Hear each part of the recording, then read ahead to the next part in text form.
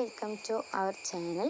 നമ്മളിന്ന് DLDൻ്റെ self finance കോട്ടയിലുള്ള ആപ്ലിക്കേഷൻ ഫോമാണ് നോക്കുന്നത് 2024-26. അപ്പോൾ നമുക്ക് വിജ്ഞാപനം വായിച്ചു നോക്കാം. ഡീറ്റെയിൽ ആയിട്ടുള്ള വീഡിയോ ആണ് പറയുന്നത്, പരമാവധി ചുരുക്കാണ് പറഞ്ഞിട്ടുള്ളത്. അപ്പോൾ നിങ്ങൾക്ക് ഇതിൻ്റെ PDF കിട്ടിയില്ല എന്നുണ്ടെങ്കിൽ ഞാൻ പതുക്കെയാണ് ഇത് സ്ക്രോൾ ചെയ്ത് പോകുന്നത്. അപ്പോൾ നിങ്ങൾക്കിത് വായിച്ച് നോക്കാം. ഇതിൻ്റെ ആപ്ലിക്കേഷൻ ഫോം നിങ്ങൾക്ക് അക്ഷയയിലോ കഫേയിലോ പോയിട്ട് എടുത്തിട്ട് ഓഫ്ലൈൻ വഴിയാണ് കേട്ടോ അയക്കേണ്ടത്. അപ്പോൾ അത് ശ്രദ്ധിക്കുക. ഈ വർഷം കൂടിയും ഓഫ്ലൈനാണ്, അടുത്ത വർഷം ഒരു പക്ഷേ ഓൺലൈൻ ആയേക്കാം. അപ്പോൾ നമുക്കത് വായിച്ചു നോക്കാം. സ്വാശ്രയ മേഖലയിലെ diploma in elementary education DLD കോഴ്സിന് 2024-26 അധ്യയന വർഷത്തേക്ക് താഴെ പറയുന്ന യോഗ്യതയുള്ളവരിൽ നിന്നും അപേക്ഷ ക്ഷണിച്ചിരിക്കുന്നു. യോഗ്യതകളൊക്കെ വായിച്ചു നോക്കണം. പിന്നെ തിരഞ്ഞെടുപ്പ് രീതി വരുന്നത് എങ്ങനെയാണെന്ന് വെച്ചാൽ, ഓരോ മീഡിയത്തിനും അനുവദിക്കപ്പെട്ട 50 സീറ്റിൽ നിന്നും ഓപ്പൺ മെറിറ്റിന് 50%, അതുപോലെ തന്നെ മാനേജ്മെൻറ്റ് കോട്ടയ്ക്ക് 50%, അങ്ങനെയാണ്. ഫീസ് ഘടന വരുന്നത് മെറിറ്റിന് 30,000, മറ്റേ മാനേജ്മെൻറ്റിന് 35,000 ആണ് വരുന്നത്. അപ്പോൾ അതൊക്കെ ഒന്ന് ശ്രദ്ധിക്കുക. വലിയ ശ്രദ്ധിച്ചാൽ മതി നിങ്ങൾ. അത് കഴിഞ്ഞിട്ട് യോഗ്യതകൾ പറയുന്നുണ്ട്. യോഗ്യതകൾ 1 by 1 ആയിട്ട് വായിച്ച് നോക്കിയിട്ട് അത് നിങ്ങൾക്ക് ആ യോഗ്യത നിങ്ങൾക്ക് ഉണ്ടോയെന്ന് വെരിഫൈ ചെയ്തിട്ട് അതിൻ്റെ സർട്ടിഫിക്കറ്റോ അല്ലെങ്കിൽ എന്തെങ്കിലും സാക്ഷ്യപത്രം ഇതിൻ്റെ കൂടെ അറ്റാച്ച് ചെയ്ത് വെക്കണം. അപ്പോഴാണ് നിങ്ങൾ ജസ്റ്റ് ആ ഫോമിൽ ഫില്ല് ചെയ്തിട്ട് മാത്രം കാര്യമില്ല, അത് അറ്റാച്ച് ചെയ്ത് വെച്ചിട്ട് അവർക്ക് അത് ഓക്കെ ആണെന്ന് ബോധ്യപ്പെട്ടതിന് ശേഷമാണ് നിങ്ങൾ സെലക്ട് ചെയ്യുക കേട്ടോ. അപ്പം അത് ശ്രദ്ധിക്കുക. യോഗ്യതകളിൽ മെയിനായിട്ട് പറയുന്നത് ജവാന്മാരുടെ മക്കൾ, പിന്നെ റിട്ടയർഡ് ജവാന്മാരുടെ അൺമാരീഡ് ആയിട്ടുള്ള മക്കൾ, സ്പോർട്സ് കോട്ടയിൽ വർക്ക് ചെയ്തിട്ടുള്ളവർ, NSS, പിന്നെ സ്കൗട്ട് ആൻഡ് ഗൈഡ് ദേശീയ തലത്തിലുള്ളവർ, ഇങ്ങനത്തെവർക്കൊക്കെ ദേശീയ തലത്തിൽ സർട്ടിഫിക്കറ്റ് കിട്ടിയിട്ടുള്ളവർ, ഇവർക്കൊക്കെയാണ് ആനുകൂല്യങ്ങൾ ഉള്ളത്. പിന്നെ SC/ST ഒക്കെ അറിയാലോ. പിന്നെ പറയുന്നത് ഓരോ റവന്യൂ ജില്ലകളിലും 2 സീറ്റുകൾ വീതം ജവാന്മാരുടെ കുടുംബത്തിനുണ്ട്. അത് ഭാര്യമാർക്കോ അല്ലെങ്കിൽ അവിവാഹിതരായ മക്കൾക്കോ ആണ് കിട്ടാട്ടെ ഈ 2 സീറ്റ്. അതായത് കല്യാണം കഴിഞ്ഞ മക്കൾക്ക് കിട്ടില്ല എന്നാണ് പറയുന്നത്. പിന്നെ ഈ ഖണ്ഡികകളൊക്കെ ജസ്റ്റ് ഒന്ന് വായിച്ച് നോക്കണം, ഓരോ ഖണ്ഡികകളും. അതിനുശേഷം പിന്നെ പറഞ്ഞത്, ഇപ്പം നമ്മൾ ഈ ജവാന്മാരുടെയും സ്പോർട്സ് കോട്ടൻ്റെയും കാര്യമൊക്കെ പറഞ്ഞല്ലോ, ഇതിക്ക് അർഹരായിട്ടുള്ളവർ അപ്ലൈ ചെയ്തില്ല എന്നുണ്ടെങ്കിൽ താഴെ വരുന്ന സംവരണ സീറ്റിൻ്റെ അടിസ്ഥാനത്തിൽ അല്ലെങ്കിൽ വേറെ കുട്ടികൾ അപേക്ഷ കൊടുത്തിട്ടുണ്ടാവുമല്ലോ അതിൻ്റെ സീറ്റിലായിരിക്കും സെലക്ഷൻ നിർത്തപ്പെടുക. അപ്പം ഇങ്ങനത്തെ ആൾക്കാരുണ്ടെന്നുണ്ടെങ്കിൽ പ്രത്യേകം ശ്രദ്ധിച്ച് നിങ്ങൾ ചെയ്യണം കേട്ടോ. പിന്നെ പറയുന്നത് എന്താണെന്ന് വെച്ചാൽ, പ്രത്യേക പരിഗണന നൽകപ്പെടുന്ന വിഭാഗം, അതായത് SC/ST താഴ്ന്ന വിഭാഗം, അങ്ങനത്തെവരൊക്കെ ഉണ്ടല്ലോ. പിന്നെ മുസ്ലിം സംവരണം, ഹിന്ദു സംവരണം, അങ്ങനെ ഓരോ സംവരണങ്ങൾ ഉണ്ടാവില്ല, അവരെയാണ് പ്രത്യേക വിഭാഗം എന്ന് പറയുന്നത്. അവർക്ക് സംവരണ സീറ്റുകളുണ്ട് ഓരോ റവന്യൂ ജില്ലകളിലുണ്ട്. പിന്നെ പറയുന്നത് നമ്മുടെ ഹയർ സെക്കൻഡറി യോഗ്യതയുടെ അടിസ്ഥാനത്തിലാണ് നിയമനം നടക്കുന്നത്. അത് നിങ്ങൾക്ക് എല്ലാവർക്കും അറിയാമല്ലോ. ലാംഗ്വേജ് പോലെയല്ല ജനറൽ വരുന്നത്.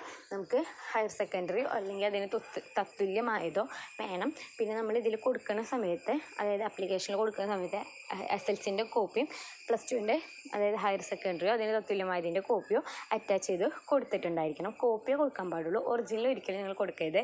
നിങ്ങൾക്ക് ആ ഒരു കോളേജിൽ സീറ്റ് കിട്ടിയതിന് ശേഷം കോളേജിൽ നിന്ന് കോൾ വന്നിട്ട് നിങ്ങളോട് അവിടെ ചെന്നിട്ട് ജോയിൻ ചെയ്യാൻ പറയുന്ന സമയത്താണ് ഒറിജിനൽ സർട്ടിഫിക്കറ്റ് കൊടുക്കേണ്ട ആവശ്യമുള്ളൂ കേട്ടോ. പിന്നെ അപേക്ഷിക്കേണ്ട വിധം പറയുന്നുണ്ട്, ലിങ്കും കാര്യങ്ങളൊക്കെ പറയുന്നുണ്ട്.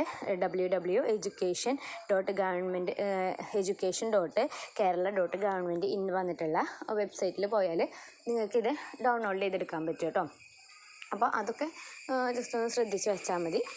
പിന്നെ പറയുന്നത്, മാനേജ്മെൻറ്റ് കോട്ടയിൽ തിരഞ്ഞെടുക്കപ്പെടുന്നതിന് അതാത് സ്ഥാപനത്തിൽ മാനേജർമാരുടെ പേരിലെടുത്ത 150 രൂപയുടെ ഡിമാൻഡ് ഡ്രാഫ്റ്റ് സഹിതം അതാത് മാനേജർമാർക്ക് തന്നെ അപേക്ഷ കൊടുക്കണം. അതായത് മാനേജ്മെൻറ്റ് കോട്ടയിൽ നമ്മൾ കോളേജിൽ ചെന്നിട്ട് തന്നെ അപേക്ഷ കൊടുക്കണം എന്നാണ് പറയുന്നത്. നമ്മുടെ ഗവൺമെൻറ്റിൻ്റെയും എയ്ഡഡിൻ്റെയും പോലെ നടക്കത്തില്ല കേട്ടോ.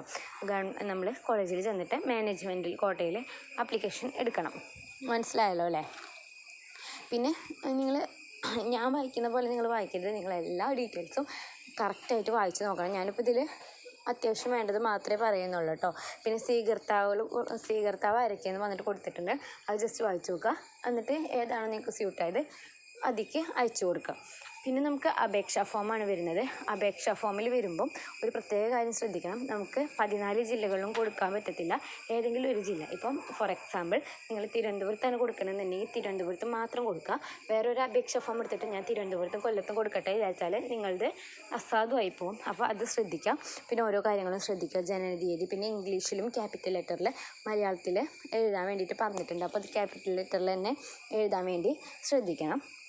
പിന്നെ ഡേറ്റ് ഓഫ് ബർത്ത് 1/7/2024 നിങ്ങൾക്ക് പൂർത്തിയാകുന്ന വയസ്സ്. ഇതൊക്കെ ജസ്റ്റ് ശ്രദ്ധിച്ച് വായിച്ച് നോക്കിയിട്ട് കൊടുക്കുക. പിന്നെ ഇതിൽ പറയുന്നുണ്ട് വിമുക്ത ഭടന്മാരത് ഒക്കെ കൊടുക്കാൻ. അപ്പോൾ ആ ഒരു സർട്ടിഫിക്കറ്റും കാര്യങ്ങളും അല്ലെങ്കിൽ സാക്ഷ്യപത്രമൊക്കെ നിങ്ങൾ അറ്റസ്റ്റ് ചെയ്തിട്ട് ഇതിൻ്റെ കൂടെ വെക്കണം കേട്ടോ. പിന്നെ ഒരു കോളം പോലും ഇപ്പോൾ നിങ്ങൾ ഭിന്നശേഷിക്കാരനാണോ എന്ന് ചോദിക്കുമ്പോൾ അത് അല്ല എന്നുണ്ടെങ്കിൽ നിങ്ങൾ അവിടെ വെറുതെ ഒന്നും എഴുതാതെ പോരുത്. അല്ല എന്ന് എഴുതണം. ആണ് എന്നുണ്ടെങ്കിൽ ആണ് എന്ന് എഴുതിയിട്ട് അതിൻ്റെ കൂടെ നിങ്ങൾ അത് ആണെന്ന് തെളിയിക്കുന്ന സർട്ടിഫിക്കറ്റ് ഉണ്ടാവുമല്ലോ, അത് അറ്റസ്റ്റ് ചെയ്ത് വയ്ക്കാം. അപ്പം ഇതൊക്കെ പൂരിപ്പിക്കുക. അതിനുശേഷം നിങ്ങൾക്ക് ഏതൊക്കെ കോളേജുകളിലാണ് നിങ്ങൾക്ക് പഠിക്കാൻ ഉദ്ദേശിക്കുന്നത് ആ കോളേജുകളുടെ ഇത് നമ്മൾ ജസ്റ്റ് പേരുകൾ ഓർഡർ ബൈ ഓർഡർ ആയിട്ട് എഴുതി കൊടുക്കുക. പിന്നെ സത്യവാങ്മൂലം എഴുതുക. അതിനുശേഷം നിങ്ങളത് സൈനും കാര്യങ്ങളൊക്കെ ഇടുക, ഡേറ്റൊക്കെ ഇടുക. പിന്നെ നമുക്ക് ലാസ്റ്റ് വരുന്നത് എന്താണെന്ന് വെച്ചാൽ നമുക്ക് ഏതൊക്കെ കോളേജുകളിൽ അപേക്ഷകൾ നേടാമെന്നുള്ളതാണ്. ഇപ്പോൾ ഞാൻ രണ്ടാമത്തെ അപേക്ഷ ഫോം കാണിക്കുന്നത് എന്താണെന്ന് വെച്ചാൽ അത് മാനേജ്മെൻറ്റ് കോട്ടയിലുള്ളതാണ്. വലിയ വ്യത്യാസമൊന്നുമില്ല, രണ്ടും സെയിം തന്നെയാണ്. നിങ്ങൾ വായിച്ച് നോക്കിയാൽ മനസ്സിലാക്കാവുന്ന വ്യത്യാസങ്ങളേ ഉള്ളൂ. രണ്ടിലും സത്യവാങ്മൂലം ഉണ്ട്. അത് ഉറപ്പായിട്ടും അതിൽ പ്രത്യേകം പറയുന്നുണ്ട് ഈ വർഷത്തിൽ തന്നെ നിങ്ങൾ വേറൊരു ജില്ലയിൽ അപേക്ഷ കൊടുത്തിട്ടില്ല എന്നുള്ളത് അതിൽ ഉറപ്പാക്കുന്നുണ്ട്. അപ്പോൾ നിങ്ങൾക്ക് അങ്ങനെ ഉണ്ടെന്നെങ്ങാനും തെളിഞ്ഞാൽ നിങ്ങളുടെ ആപ്ലിക്കേഷൻ അസാധുവായി പോകും കേട്ടോ. അപ്പം അത് പ്രത്യേകം ശ്രദ്ധിക്കണം. അതിനുശേഷം വരുന്നത് നമുക്ക് ഓരോ ജില്ലയിലും നിങ്ങൾക്ക് ഏതൊക്കെ കോളേജിൽ മാനേജ്മെൻറ്റ് കോട്ടയിലും മെറിറ്റ് കോട്ടയിലും നമുക്ക് ആപ്ലിക്കേഷൻ കൊടുക്കാമെന്നുള്ളതാണ്. അപ്പോൾ നിങ്ങളിത് ഓൺലൈനിൽ നോക്കി തപ്പണ്ട, ഇതിൽ തന്നെ നമുക്ക് കൊടുക്കുന്നുണ്ട്. ഓരോ ജില്ലേൻ്റെയും കൊടുക്കുന്നുണ്ട്. തിരുവനന്തപുരം, കൊല്ലം അങ്ങനെ വന്നിട്ട് 14 ജില്ലകളിലും എത്ര കോളേജുകളുണ്ട്, എത്ര സീറ്റുകളുണ്ട് എന്നുള്ളതൊക്കെ, അതിലെത്ര മെറിറ്റ് ഉണ്ട്, എത്ര മാനേജ്മെൻറ്റ് ഉണ്ട് എന്നുള്ളതൊക്കെ കൊടുക്കുന്നുണ്ട്. അപ്പോൾ നിങ്ങൾ ജസ്റ്റ് ഇതൊക്കെ ഒന്ന് വായിച്ച് നോക്കിയാൽ മതി. വേറെ എവിടെയും പോയിട്ട് തപ്പേണ്ട കാര്യമില്ല. അപ്പം ഇത് നോക്കിയിട്ട് നമുക്ക് സ്യൂട്ടായിട്ടുള്ള കോളേജുകളൊക്കെ കൊടുക്കണം കേട്ടോ ഒരു ജില്ലയിൽ. പിന്നെ വരുന്നത് നമുക്ക് ആർക്കൊക്കെ അയക്കാം എന്നുള്ളത് തന്നെയാണ്. ഇത്രയും കാര്യങ്ങളാണ് വരുന്നുള്ളൂ. എന്തെങ്കിലും ഡൗട്ട് ഉണ്ട് എന്നുണ്ടെങ്കിൽ ജസ്റ്റ് കമൻറ്റ് ചെയ്താൽ മതി. പിന്നെ ചാനൽ ആദ്യമായിട്ട് കാണുന്നവരാണെന്നുണ്ടെങ്കിൽ സബ്സ്ക്രൈബ് ചെയ്യാൻ മറക്കല്ലേ. ഇതുപോലെ നിങ്ങൾക്ക് യൂസ്ഫുള്ളായിട്ടുള്ള വീഡിയോ ആയിട്ട് ഇനിയും വരും. അപ്പോൾ ശ്രദ്ധിക്കുക. DLDക്ക് ആപ്ലിക്കേഷൻ കൊടുക്കുന്ന എല്ലാവർക്കും ഓൾ ദി ബെസ്റ്റ്. നിങ്ങൾക്ക് ഇഷ്ടപ്പെടുന്ന നല്ലൊരു കോളേജിൽ തന്നെ കിട്ടട്ടെ. ഗവൺമെൻറ് ആയാലും മെറിറ്റ് ആയാലും മാനേജ്മെൻറ്റ് ആയാലും നിങ്ങൾ ഇഷ്ടപ്പെടുന്ന കോളേജ് കിട്ടട്ടെ. വേറൊരു വീഡിയോ ആയിട്ട് കാണുന്നത് വരെ ബൈ.